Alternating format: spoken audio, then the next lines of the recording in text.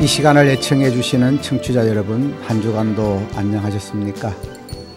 여기는 상주 FM 93.9MHz 남산지기 장명호가 진행하는 사람 사는 이야기 시작합니다. 먼저 도승이 부른 배신자 듣겠습니다.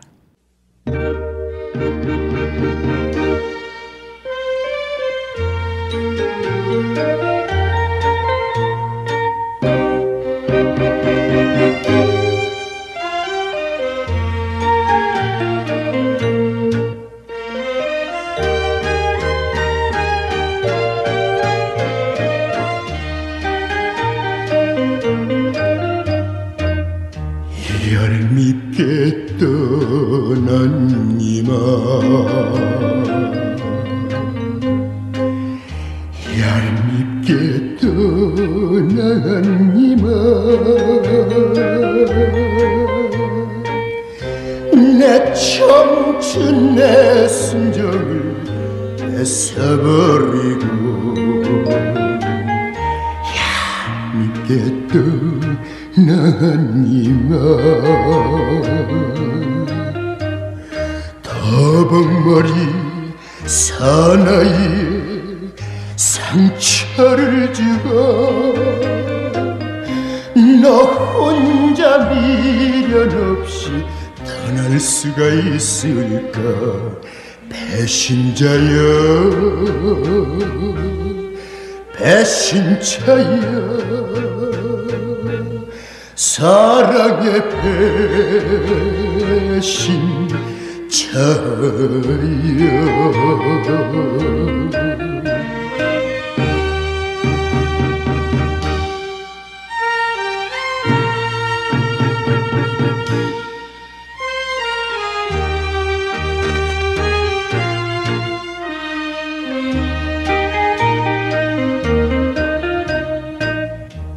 얄밉게 떠난 이마, 얄밉게 떠난 이마, 내 청춘 내 행복을 짓밟아놓고 얄밉게 떠난 이마, 더벅머리 사나이에 상처를 주고 너 혼자 미련 없이 돌아서서 가는가? 배신자여, 배신자여, 사랑의 배신자여.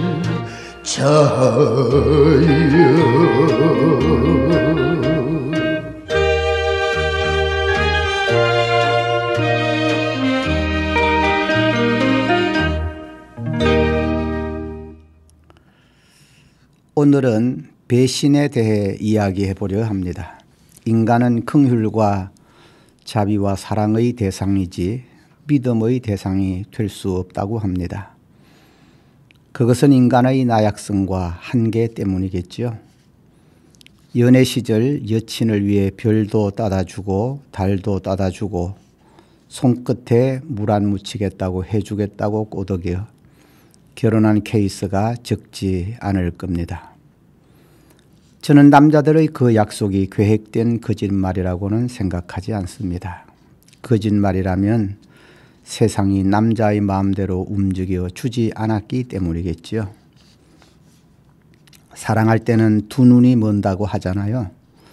그러나 어느 순간 사랑의 콩깍지가 벗겨지면 사랑의 굳은 맹세는 어디론가 사라지고 속고 속이는 배신이 난무하게 되는 것이 인간 지사인가 봅니다. 배신의 아픔은 상대에 대한 믿음에 비례한다고 할 수 있겠는데요. 신파극 중 배신의 아이콘은 돈 때문에 순정을 팔아버린 심순애를 빼놓을 수가 없겠죠. 그녀는 돈에 울고 사랑에 속는 배신의 아이콘이 되었습니다. 장한몽은 일본 소설을 원작으로 하는 조선의 신파 소설인데요. 이수일과 심순애라는 이야기로 더 유명하죠. 장한 최고 갑부의 아들 김중배와 가난한 고학생 이수일, 그리고 그 둘 중간에 심순애의 삼각관계를 그리고 있는데요. 결혼 조건이 돈이냐 사랑이냐에서 김중배의 다이아몬드를 선택한 심순애의 배신 때문에 이수일은 정신적 충격으로 냉혈한 고리대금업자가 된다는 줄거리죠. 조중환의 번안소설 장한몽은 1913년 1월 1일부터 1915년 5월 13일까지 총독부 기간지 매일 신보에 연재되었는데요. 일본 소설인 오자키 고요의 금색 야차가 원작이라고 하네요.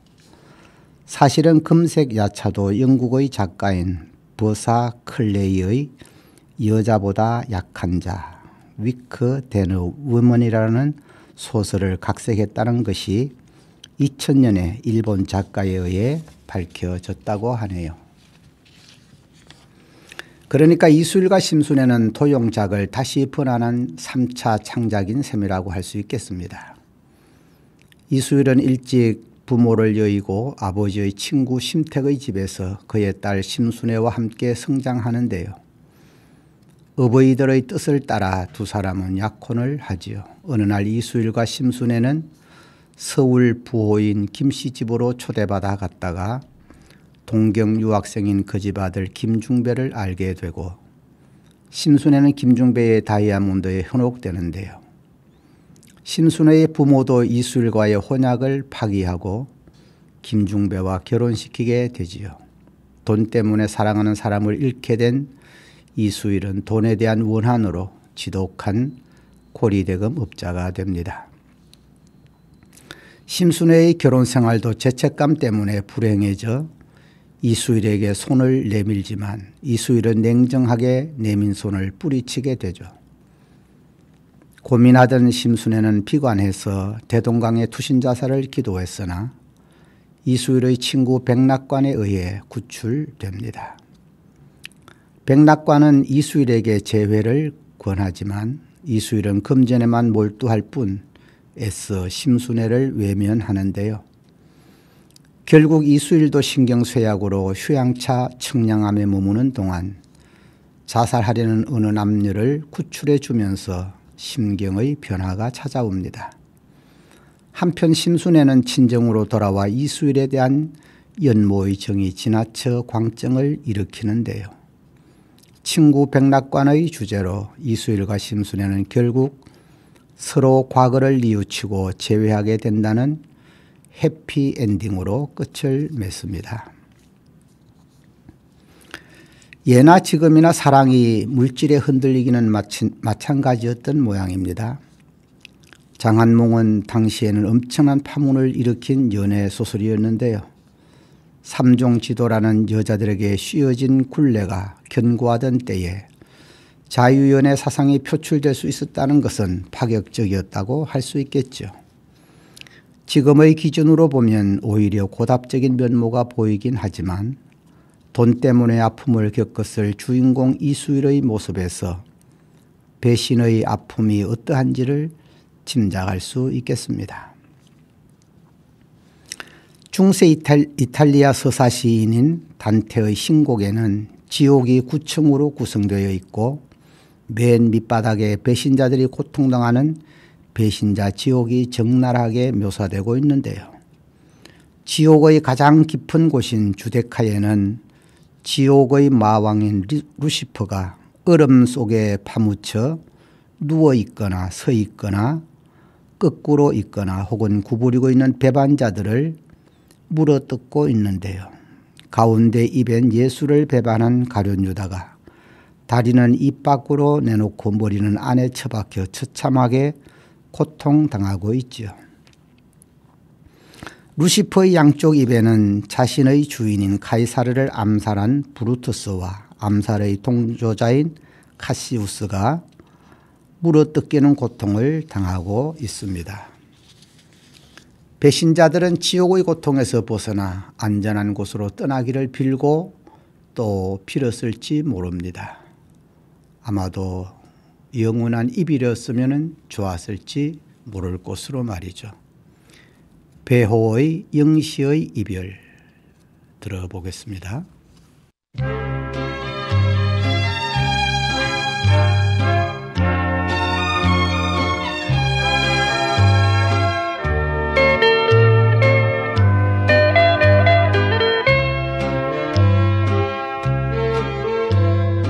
네온불이 쓸쓸하게 꺼져가는 상가리 이별 앞에 너와 나는 한없이 울었다. 추억만 남겨놓은 젊은 날의 불장난 원점으로 돌아가는 영시처럼 사랑아 안녕.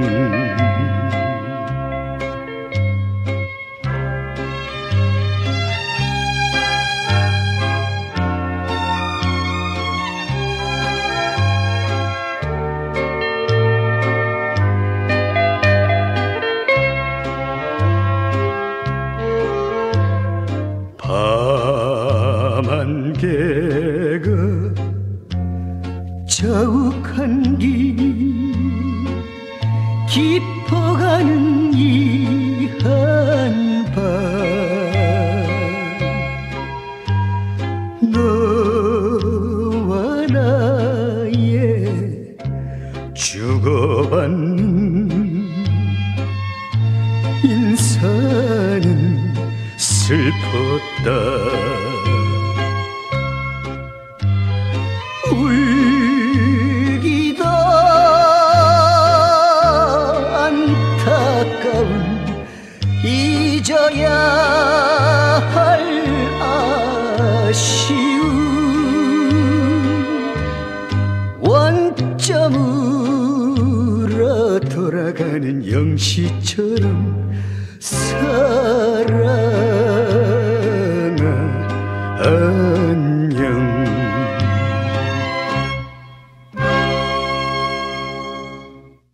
사람이 개를 좋아하는 이유가 배신하지 않기 때문이라고 할 정도인데요.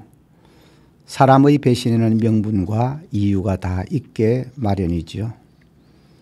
브루투스는 나는 가이사르를 사랑하지만 로마를 더 사랑한다며 가이사르를 찔렀고, 유다의 배신도 그로 인해 예수가 십자가에 못 박혀 죽음으로써 인류 구원의 완성을 도왔다는 궤변을 늘어놓고 있습니다.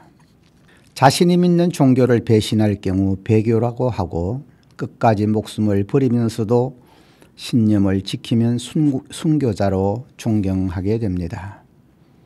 자신의 조국을 배신한 이완용을 비롯한 을사오적은 매국노라고 하여 역사에서 그들은 정죄되고, 나라를 위해 자신의 목숨을 초계같이 버린 안중근은 순국자로서 그 이름이 갈수록 칭송되고 빛나기에 역사의 준엄한 평가를 생각하면서 살아야 한다는 교훈을 우리는 얻을 수가 있겠습니다.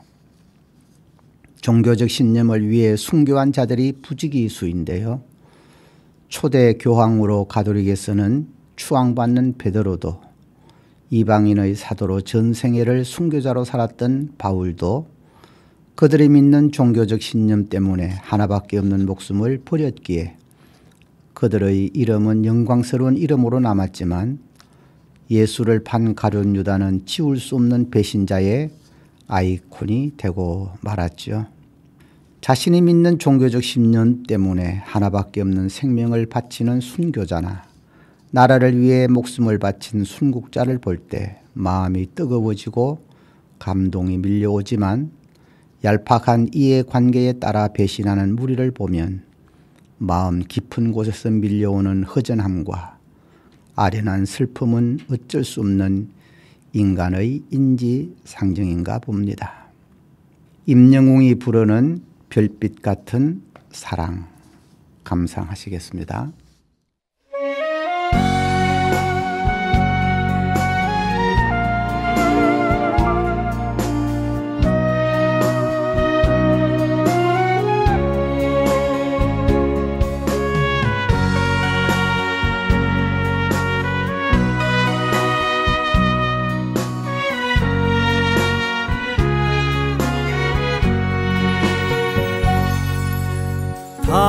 당신이 얼마나 내게 소중한 사람인지 세월이 흐르고 보니 이제 알 것 같아요. 당신이 얼마나 내게 필요한 사람인지 세월이 지나고 보니 이제 알 것 같아요. 밤하늘에 빛나는 별빛 같은 나의 사랑아, 당신은 나의 영원한 사랑. 사랑해요, 사랑해요. 날 믿고 따라준 사람 고마워요. 행복합니다. 왜 이리 눈물이 나요.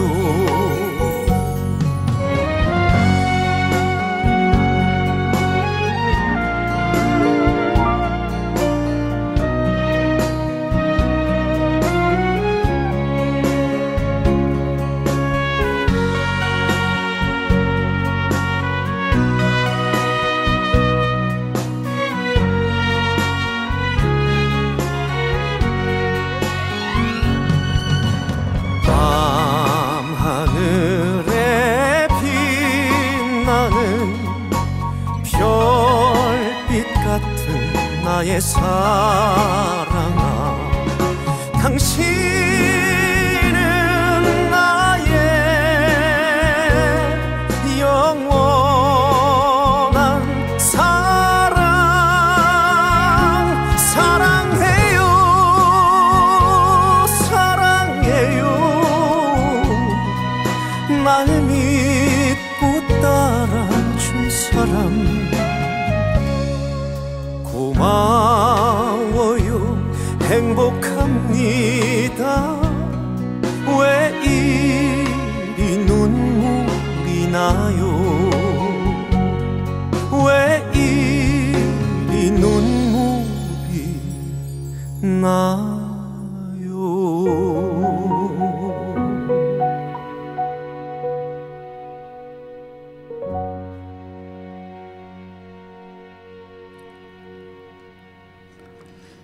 독일의 수필가 안톤 슈낙의 우리를 슬프게 하는 것들이라는 수필이 있는데요. 울음 우는 아이는 우리를 슬프게 한다. 정원 한편 구석에서 발견된 작은 새의 시체 위에 초가을의 따뜻한 햇빛이 떨어져 있을 때 대체로 가을은 우리를 슬프게 한다. 게다가 가을비는 쓸쓸히 내리고 사랑하는 이의 발길은 끊어져 거의 한 일주일이나 혼자 있게 될 때 아무도 살지 않는 고궁, 그 고궁의 벽에서는 흘덩이가 떨어지고 창문의 삭은 나무 위에는 아이세여 내 너를 사랑하노라 라는 거의 알아보기 어려운 글귀가 쓰여 있음을 볼 때 숱한 세월이 흐른 후에 문득 발견된 돌아가신 아버지의 편지. 편지에는 이런 사연이 씌어 있었다. 사랑하는 아들아, 내 소행들로 인해 나는 얼마나 많은 밤을 잠 못 이루며 지새웠는지 모른다. 대체 나의 소행이란 무엇이었던가? 하나의 치기 어린 장난? 아니면 거짓말? 아니면 연애의 사건이었을까? 이제는 그 숱한 허물들도 기억에서 사라지고 없는데 그때 아버지는 그로 인해 가슴을 태우셨던 것이다. 동물은 우리 안에 갇혀 초조하게 스승이는 한 마리의 표범의 모습 또한 우리를 슬프게 한다. 언제 보아도 철책가를 왔다 갔다 하는 그 동물의 번쩍이는 눈, 무서운 분노, 괴로움에 찬 포효, 앞발에 서린 끝없는 절망감, 미친 듯한 순환이 이 모든 것은 우리를 더없이 슬프게 한다. 사냥꾼의 총뿌리 앞에 죽어가는 한 마리 사슴의 눈초리, 제스민의 향기, 이 향기는 항상 나에게 창 앞에 한 그루 노목이 서 있던 나의 고향을 생각하게 한다. 공원에서 흘러나오는 은은한 음악 소리, 꿈같이 아름다운 여름밤, 두인가 모래 자갈을 밟고 지나가는 발소리가 들리고 한 가닥의 즐거운 웃음소리가 귀를 간지럽히는데 당신은 여전히 우울한 병실에 누워있는 몸이 되었을 때 달리는 기차 또한 우리를 슬프게 한다.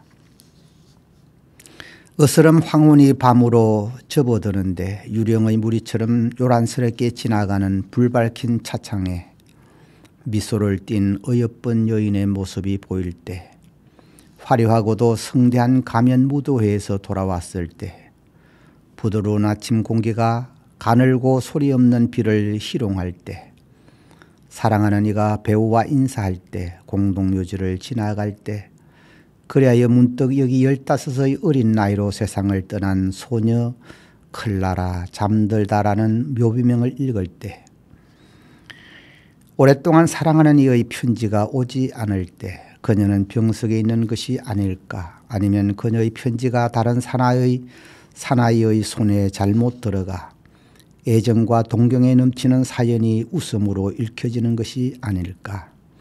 아니면 그녀의 마음이 돌처럼 차게 굳어버린 게 아닐까?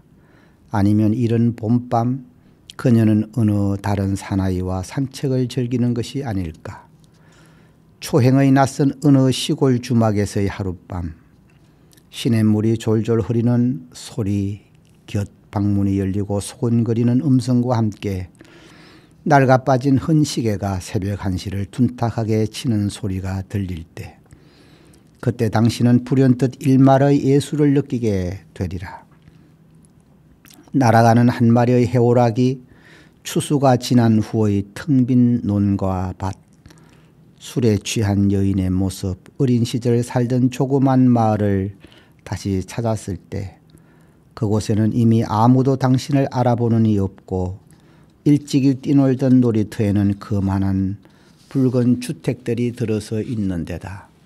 당신이 살던 집에서는 낯선 이의 얼굴이 내다보고 왕자처럼 경이롭던 아카시아 숲도 이미 베어 없어지고 말았을 때 이 모든 것은 우리의 마음을 슬프게 한다.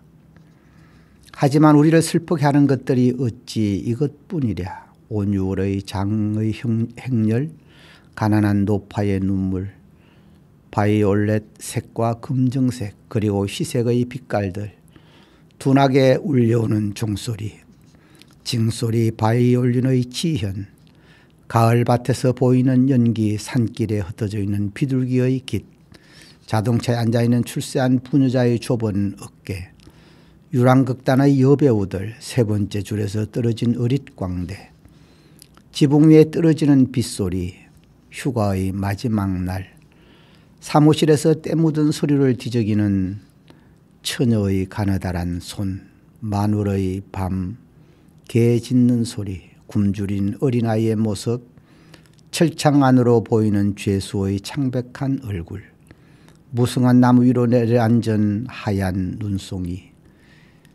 이 모든 것 또한 우리의 마음을 슬프게 하는 것이다. 장계연이 부르는 잊게 해주오 듣고 오겠습니다.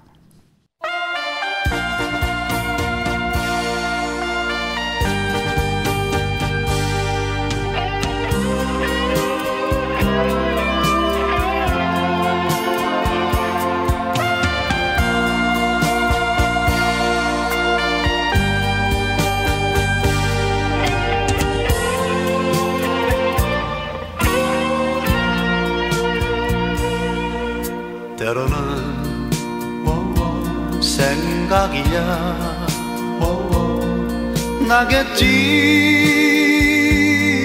나겠지만은 자꾸만 떠오르는 잊어야 할 여인 잊게 해주오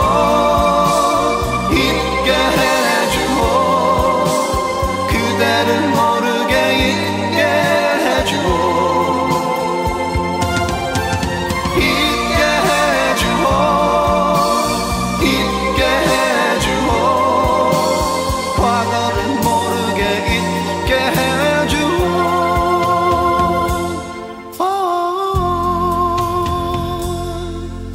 우연히 나도 몰래 생각이야 나겠지만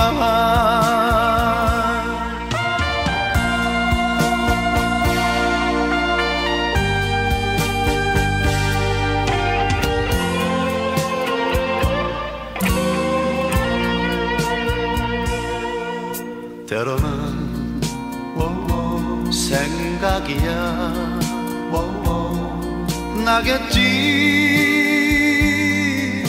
나겠지만은 자꾸만 떠오르는 잊어야 할 여인 잊게 해주오 잊게 해주오 그대를 모르게 잊게 해주오 잊게 해주오 잊게 해주오 과거를 모르게 잊게 해주오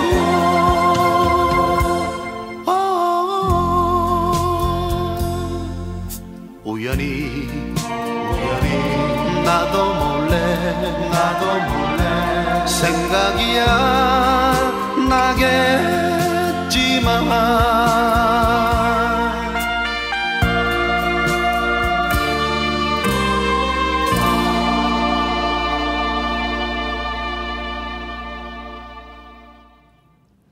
리어 왕은 어리석은 판단으로 돌이킬 수 없는 파국을 부른 인간을 그린 셰익스피어의 작품인데요.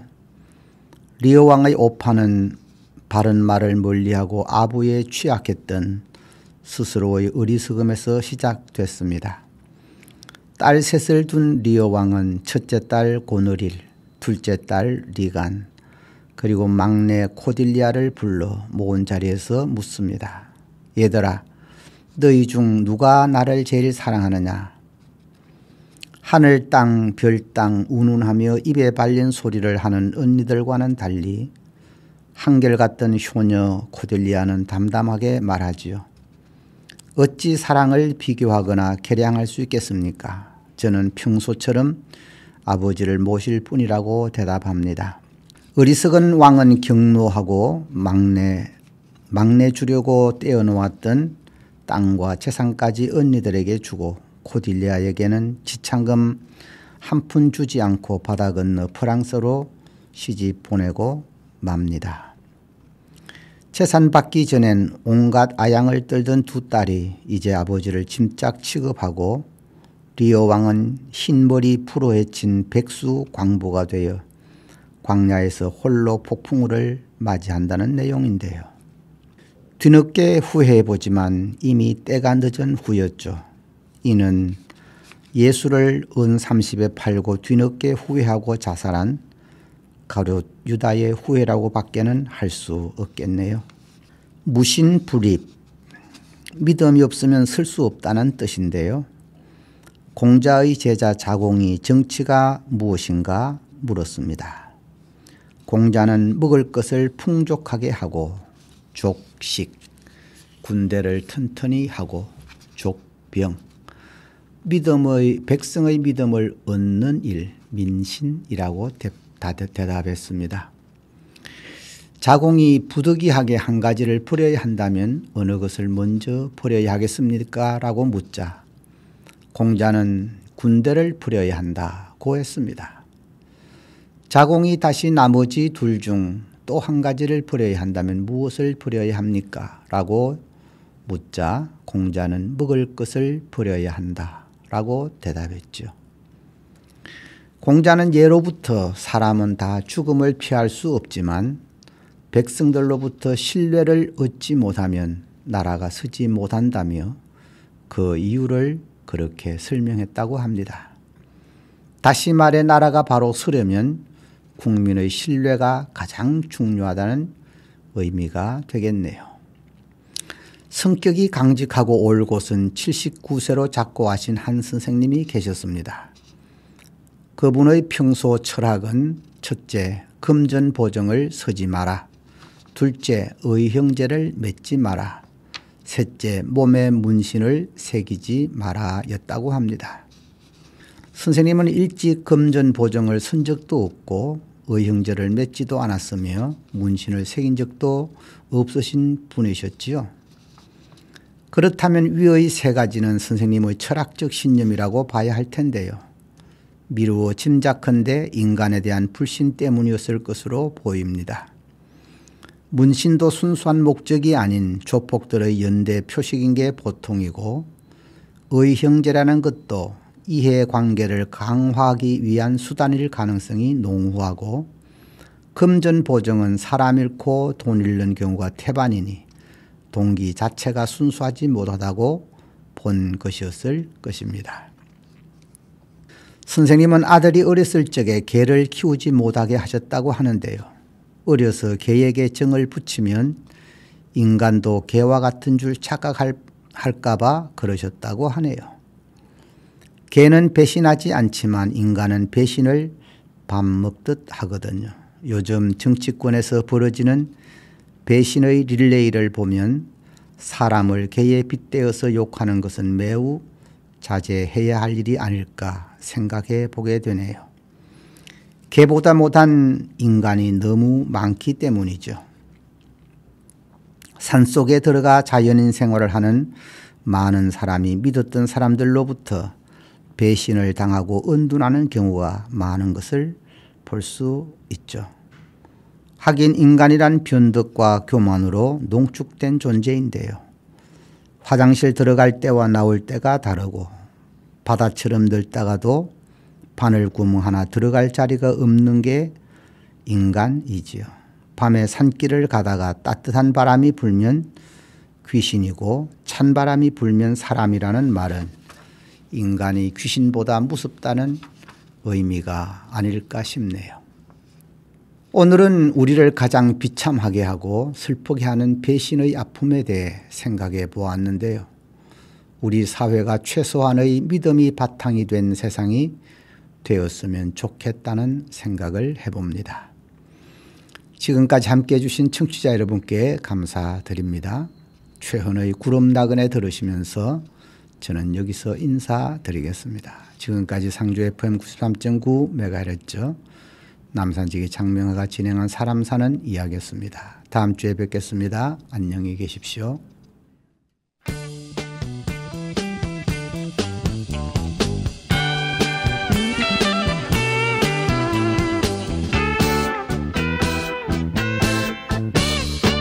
가다 말다 돌아서서 아쉬운 듯 바라본다. 미련 없이 후회 없이 남자답게 길을 간다. 감추려고 하늘을 보니 정처 없는 구름 나그네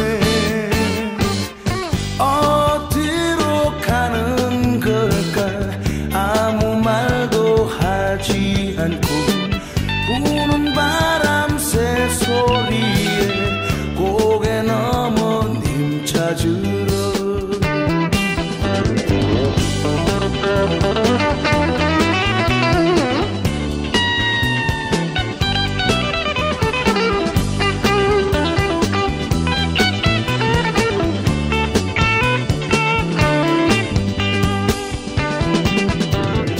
눈물을 감추려고 하늘을 보니 정처 없는 구름 나그네